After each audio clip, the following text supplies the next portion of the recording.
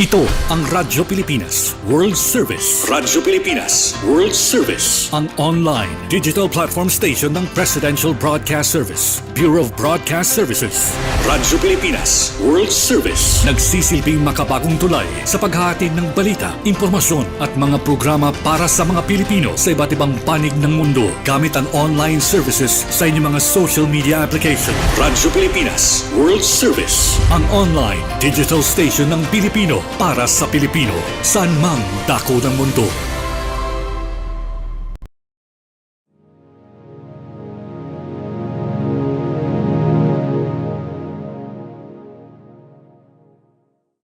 Magandang araw mga kababayan. This is Dante Klink ang II, Chairperson of the Commission on Filipinos Overseas.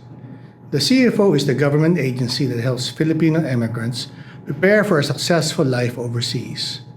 Unlike other migrant-focused agencies, the CFO plays a unique role in strengthening the economic, cultural, and political ties between Filipinos overseas and the Philippines.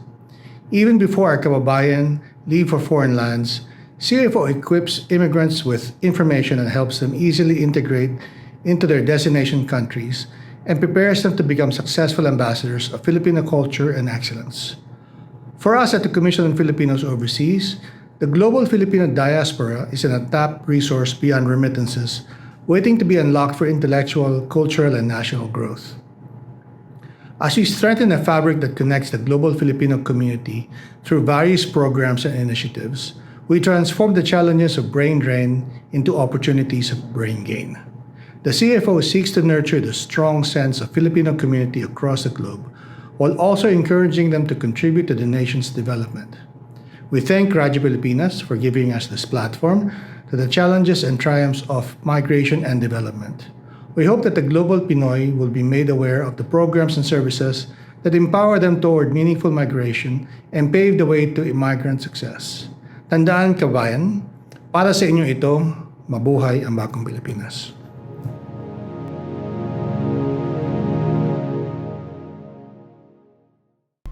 Narito na ang programang mag-uugnay sa mga Pilipinong naninirahan sa iba't ibang panig ng mundo.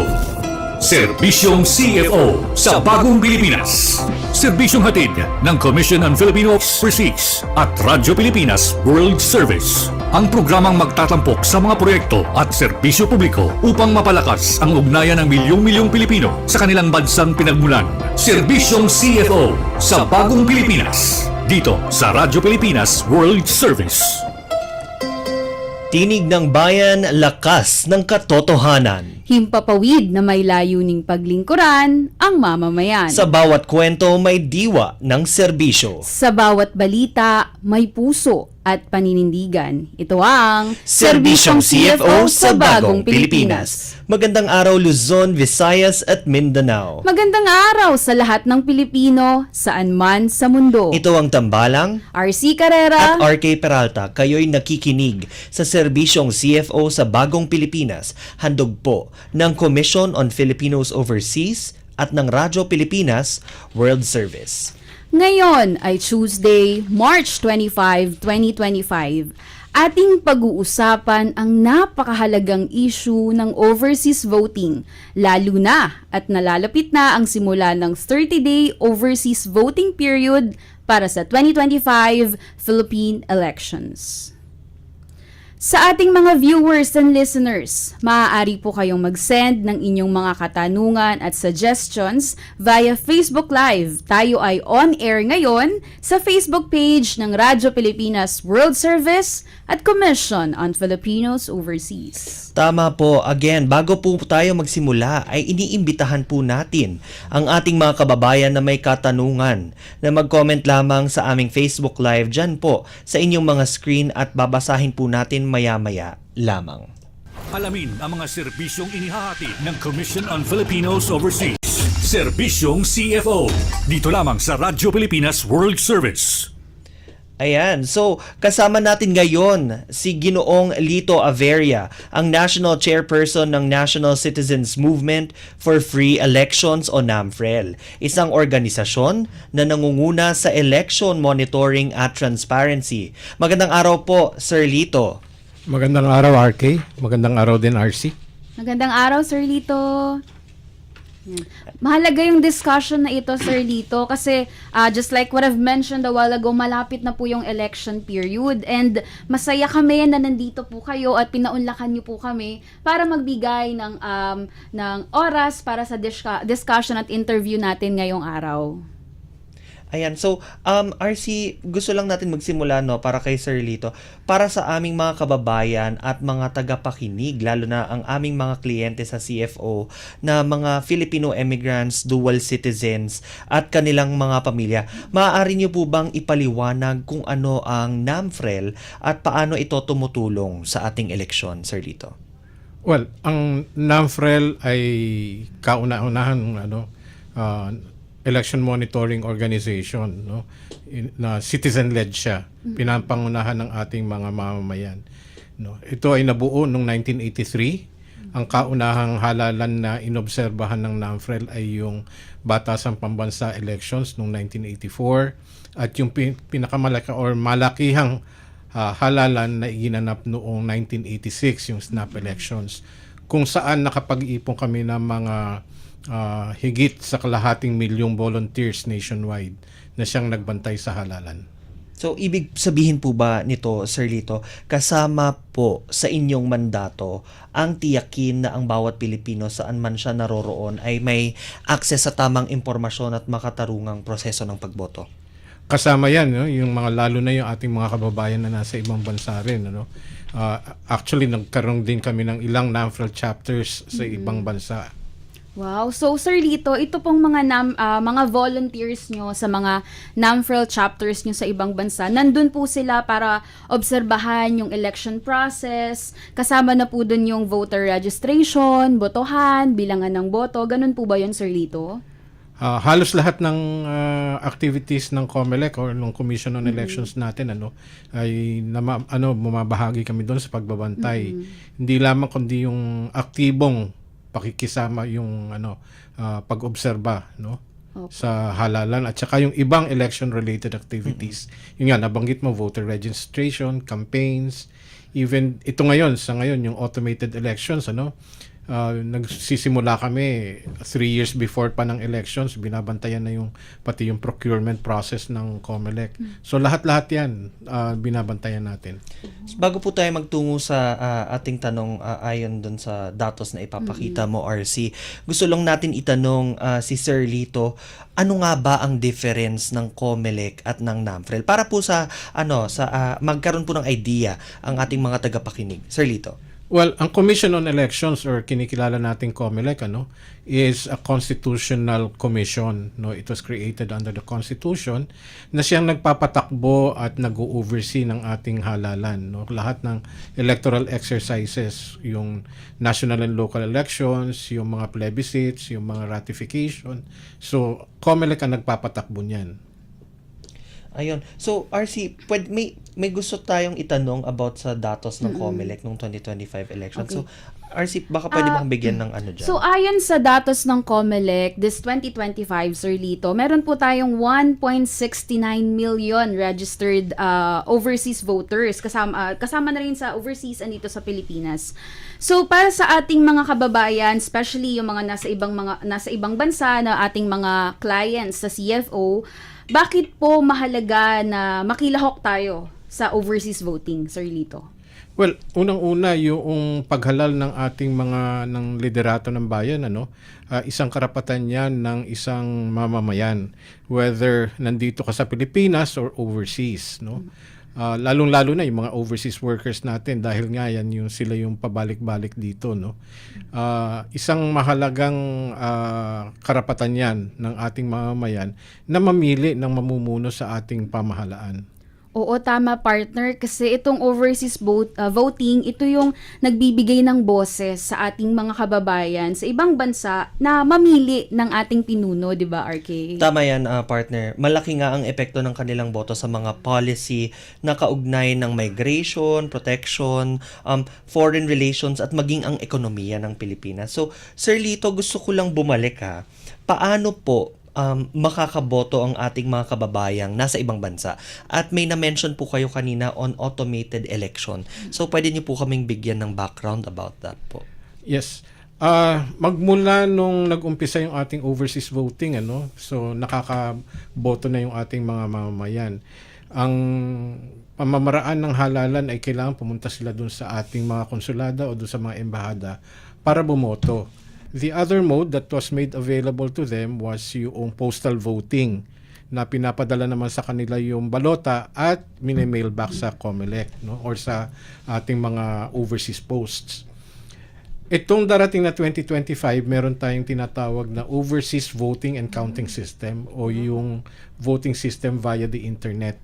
So isang pamamaraan din yan para mas marating natin yung mga kababayan natin abroad. Opo. Dahil sangayon din sa data ng COMELEC nung huling halalan noong 2022, nasa less than 40% lang yung nag-participate na overseas voters. Kung saan naman nakatala tayo ng mga 1.8 million voters. So 40% lang nun ang nakibahagi dun sa halalan. Yung overseas voting and counting system naman ay binibigyan ng pagkakataon ang iba pa nating botante na maka-access dun sa voting system dahil nga ito ay gagawin sa internet. That's nice, Sir Lito. Ulitin lang natin, sir. So, 3 yung paraan para makaboto ang ating mga kababayan. Unang-una, you've mentioned yung personal voting. Sila po mismo ang pupunta sa mga embahada at mga konsulado natin sa ibang bansa. Pangalawa is postal voting. Ipapadala sa kanila yung balota and then sila yung magbabalik. Pangatlo, yung bagong-bago natin na internet voting or electronic voting or online voting na mas accessible, mas efficient na yung process ng ating mga ng pagboto ng ating mga kababayan. So, Sir Lito,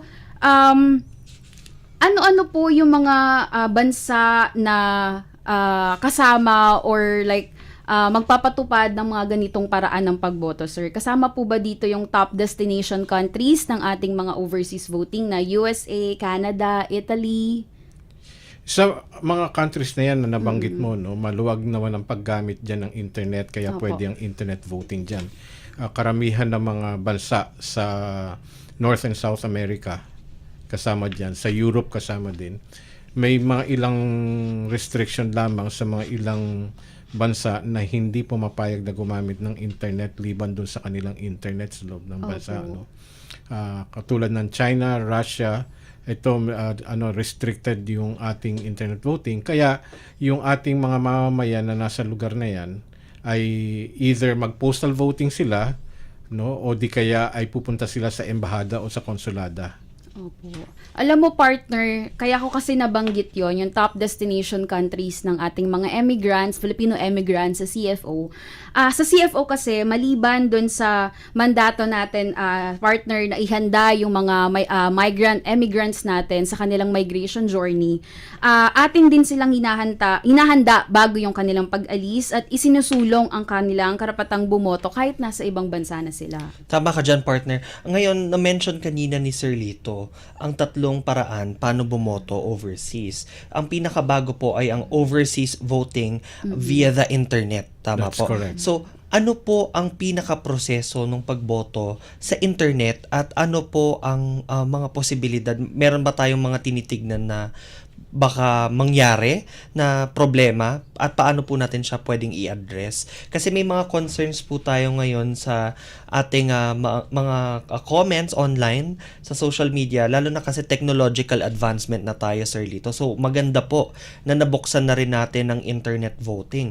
Pero paano po natin bilang NAMFREL na para sa transparency po ng voting, paano po natin ma-ensure na hindi po maitatap o maihahak ang overseas voting natin via internet? Ilang issues yan, sagutin ko muna yung kahulihan. Yung hindi ma-hack yung ating internet voting. Hindi lamang yan, kundi hindi ma-hack yung buong automated election system Exactly din. po. Kasi isang component ng automated election system ay itong tinatawagan nating overseas voting and counting system. Dahil kinikilala, alam din naman ng ating ng COMELEC at saka ng ibang practitioners sa cybersecurity na anything that is connected to the internet, vulnerable yan sa hacking or sa attacks, Kaya ang ginawa ng COMELEC ay naglagay na siya ng tinatawag nating risk mitigating measures, para ma-address nga yung issue na yan at para mapababa nga natin yung risk na pwedeng mangyari no? So may mga measures, tapos kung may mangyari man, meron din namang contingency measures na ihinanda ang ating commission. Now, balikan ko yung katanungan nga doon sa mga overseas voters naman, no? Paano sila makaka-access? Sino ba yung qualified or sino yung makaka-access doon sa overseas voting system natin? Hindi lang doon sa internet, kundi pati yung iba, no? Ibang pamamaraan. Unang-una, kailangan yung ating mamamayan, bago sila lumayag, no, kailangan registered voters sila dito sa Pilipinas, no? At doon sa kanilang registration, sinabi nila na sa COMELEC, no, meron nag-apply din sila diyan na boboto sila overseas. Okay, so handa ang COMELEC ng tinatawag na certified list of overseas voters. Kung ikaw ay naandun sa certified list of overseas voters, makakaboto ka kahit saan, no? Na pinapayagan nga yung personal voting o di kaya yung postal voting, kasi sinasabi mo rin sa COMELEC yan, no, pag nag-apply. Doon naman sa overseas voting and counting system o yung internet voting, bukod doon sa requirement na registered ka as overseas voter, kailangan mag-enroll ka din sa sistema. So may enrollment period yan. Nag-umpisa yung enrollment period natin noong March 20. March 20. No? Na yung enrollment link ay matatagpuan yan dun sa website ng COMELEC. No? Tama po ba, Sir Lito, sa pagkakaintindi ko, kahit registered na po kayo bago kayo umalis ng Pilipinas, kinakailangan nyo pa rin pong i-enroll ang inyong account sa internet? Mag-e-enroll ka to use yung internet voting naman. Dahil kailangan bibigyan ka ng COMELEC ng tinatawag na credentials, no, na para makaboto ka. Kasi doon sa enrollment kakailangan din ng ID yan. Exactly po. No? Pag naka-enroll na, no, susunod na, pwede ka nang bumoto using the internet, at yung voting period naman ay mag-uumpisa yan sa April 13 hanggang sa May 12, 7 p.m. Philippine Standard Time. Philippine Standard Time. So sir, ito pong electronic voting to, available to sa 77 Philippine diplomatic posts po natin. Correct. Oo. Okay. Okay. Partner, ang CFO kasi ay nakikipagtulungan din dati sa COMELEC, at tayo ay nag-host ng Overseas Voting Satellite Registration Center sa ating Quezon City office, dito sa Quezon main City. office. Ang mga kababayan natin ay nabigyang pagkakataon magparehistro para sa overseas voting bago sila umalis sa bansa, tulad ng sinabi ni Sir Lito. Oo, partner. Actually, ito yung nakakatuwa sa CFO. Alam mo ba, Sir Lito, simula July 6, 2023 hanggang September 30, 2024, last year lang din po, tumagal siya ng more than a year, partner. Nasa CFO main office yung COMELEC. So, katulong yung COMELEC, just like sinabi po ni RK kanina, meron tayong overseas satellite office doon or center ng COMELEC po doon, kung saan nagsagawa tayo ng informational campaigns or information campaigns ukol sa overseas voting. And dahil sa mga initiatives na ito, nagkaroon tayo ng pagkakataon na mas maraming Filipino emigrants yung naging rehistradong botante, Sir Lito. Ayun, so Sir Lito, may natanggap po tayong question ngayon via Facebook. Mula po kay Joanna Laguna from Davao. So ano po ang mga hamon na maaaring kaharapin ng ating mga overseas Filipinos pagdating sa overseas voting, at paano po natin ito matutugunan upang makasiguro na mas maraming kababayang Pilipino sa ibang bansa ang makakalahok sa darating na eleksyon? Sir Lito. Well, ang isang problema dyan, yung tinatawag nating accessibility issues, no? Dahil nga doon sa mga bansa, halimbawa na personal voting ang pwedeng gawin, no? Maaring yung ating botante ay malayo ang pinagtatrabahuhan. So, challenge yan sa kanila, no? Kaya kailangan maglaan sila, no? Maglaan sila ng panahon para makapunta doon sa ating embahada o konsulada para makaboto. Para naman dun sa ating mga seafarers, no, yung mga lumalayag sa dagat, no, yung availability naman ng internet. Okay. Sa pangmalawakan naman ngayon, available na yung satellite connection sa mga barko. So depende na yan kung may accessibility nga dun sa barko naman yung kanilang ano. yung ating mga marino, yung mga seamen natin, pwede naman silang, pagka nagland sila sa isang port, no? Doon pa lang, pwede na rin silang gamitin yung kanilang devices. Dahil nga doon sa enrollment, no? Balikan ko lang yung enrollment. Kasama doon sa enrollment nga, ano ba yung device na gagamitin, no? Na pag-enroll. Pwede yan PC, yung desktop natin, tablet, laptop, o kaya yung smartphone. Oh, Or similar device. Mobile-friendly siya.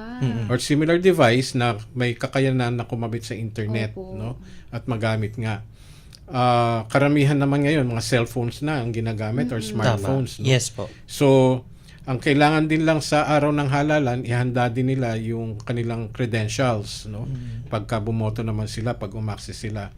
Sa pag-enroll kasi bibigyan kanila ng at the minimum yung username and password. Yes. No? So may iba pang ibibigay na part ng credentials yan para makapasok nga dun sa ano. Ang isang rule lang kasi nga kung overseas voter ka ay inaasahan na sa ibang bansa ka boboto. Opo.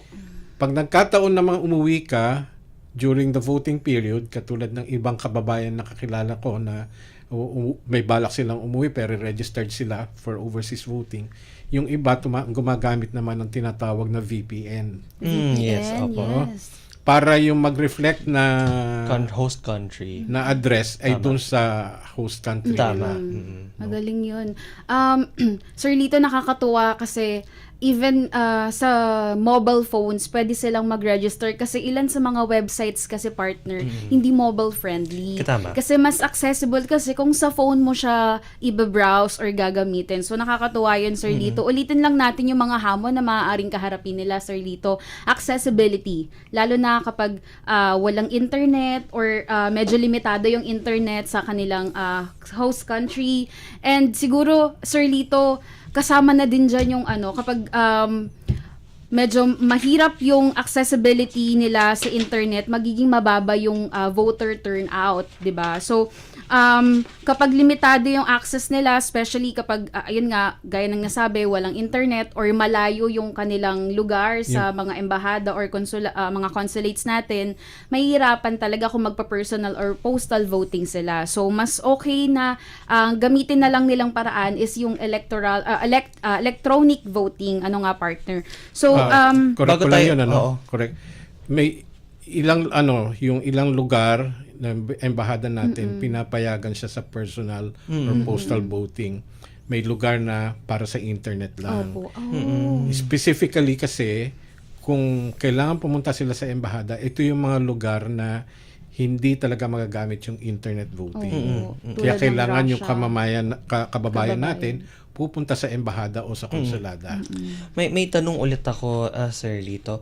Ngayon kasi nabanggit natin na ang role po ng NAMFREL ay magkaroon po ng ligtas at syempre transparent na election po natin. Parang tayo ang watchdog ng mismong election natin. So, since ang topic natin ay overseas Filipinos voting, tatlo po yung pamamaraan. Ano po yung mga measures na ginagawa ng NAMFREL na para mabantayan ang transparency po ng ating eleksyon sa darating na halalan, Sir Lito?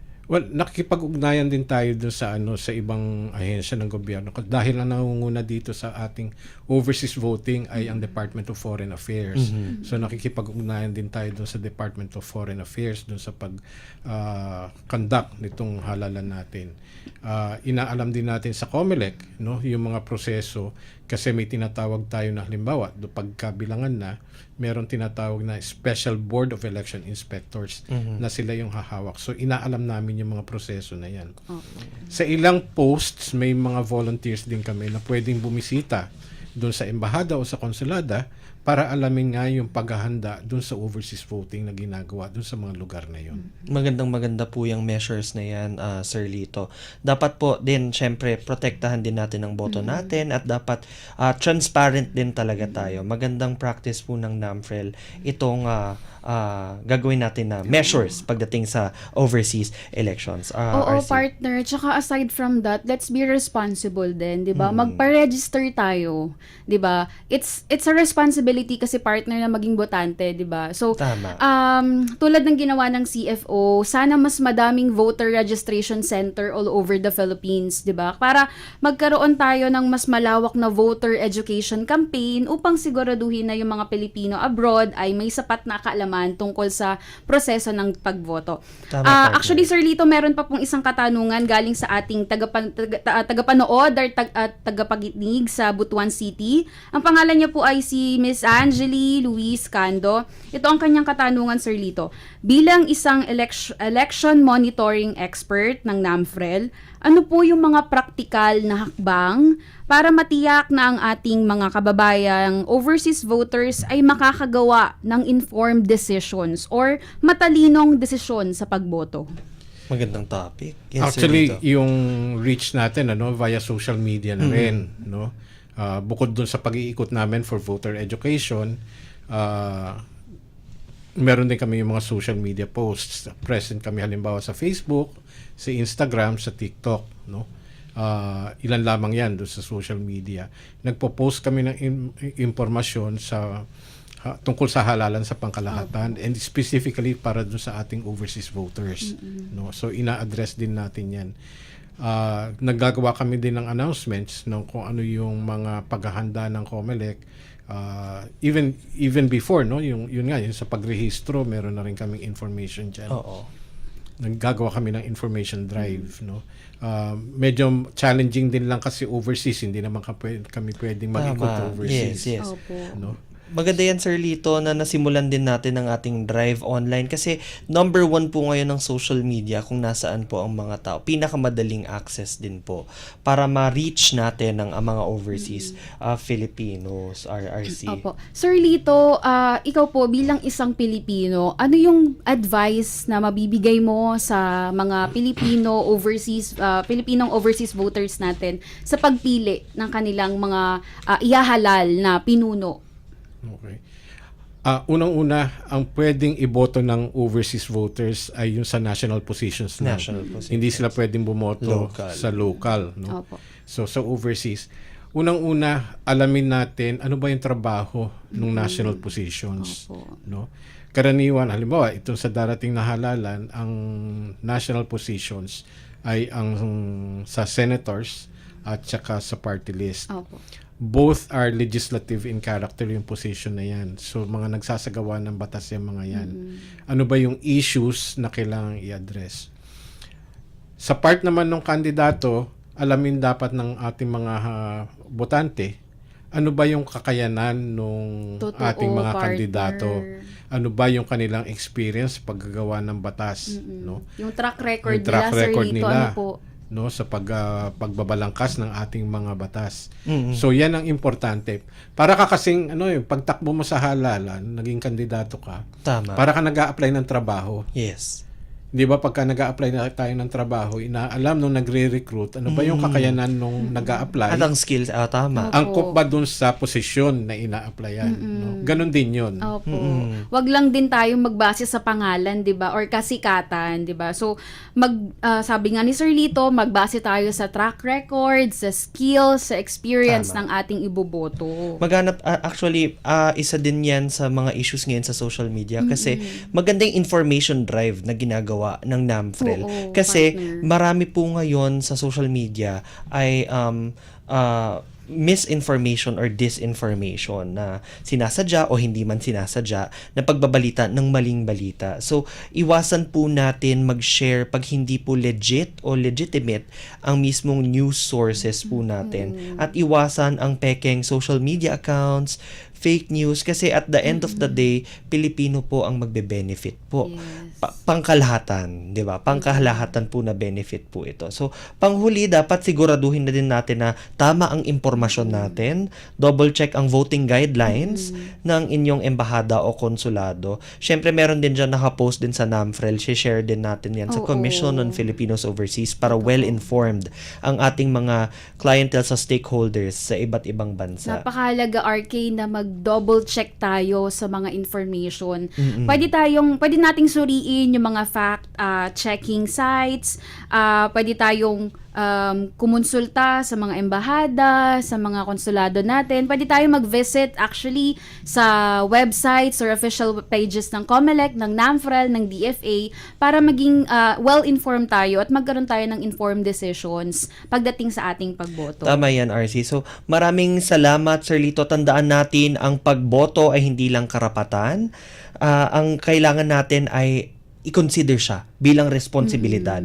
Kaya siguraduhin nating informed tayo para sa kinabukasan ng ating bansa at ng ating komunidad. So, Sir Lito, last na lang po, ano po ang inyong mensahe para sa ating mga kababayang overseas voters sa nalalapit na overseas voting sa Abril? Yun din, no? Yun nga, yung karapatan natin na bumoto at mamili ng mamumuno sa ating pamahalaan, no? Gawin nating talagang i-exercise natin siya. Makisalo tayo, yung makialam tayo, makilahok at makisali, no? Sa ating halalan, no? Kailangan alamin natin kung ano yung sitwasyon natin at sino dito sa mga kandidato ang may advokasya tungkol sa mga problema natin na kinakaharap. Sir Lito, maraming salamat po sa inyong oras at yung pagkakataon po na ma-interview namin kayo dito sa Serbisyong CFO sa Radyong Pilipinas. Napaka-makakabuluhang usapan natin ngayong araw. Napakahalaga po nung binahagi nyo ngayon sa ating mga tagapakinig at tagapanood about sa overseas voting at sa ating mga kababayang overseas voters. So, para sa ating mga tagapakinig, RK, huwag nating kalimutang gamitin ang ating karapatang bumoto. Tama ka dyan, partner. Magsisimula na po ulit ang overseas voting mula April 13 hanggang May 12, 2025, 7 p.m. Philippine Standard Time. Kaya siguraduhin handa kayo. At gaya nga ng sinabi ni Sir Lito, maging mapanuri, huwag magpalinlang at gamitin ang ating boto ng tama. ayan. Maraming salamat, Sir Lito. Serbisyong CFO sa Bagong Pilipinas. Dito sa Radyo Pilipinas World Service. At nagdaan na naman ng isang araw ng pagsasahimpapawid para sa ating mga kababayan. Sa bawat kwento, bawat impormasyon at bawat serbisyong hatid namin, layunin naming mapalapit ang gobyerno sa bawat Pilipino saan man panig ng mundo. Tandaan kababayan, basta't balita at serbisyong publiko. CFO, kasama mo sa anong panig ng mundo. Hanggang sa muli, ito ang Serbisyong CFO sa Bagong Pilipinas. Serbisyong CFO sa Bagong Pilipinas. Dito sa Radyo Pilipinas World Service.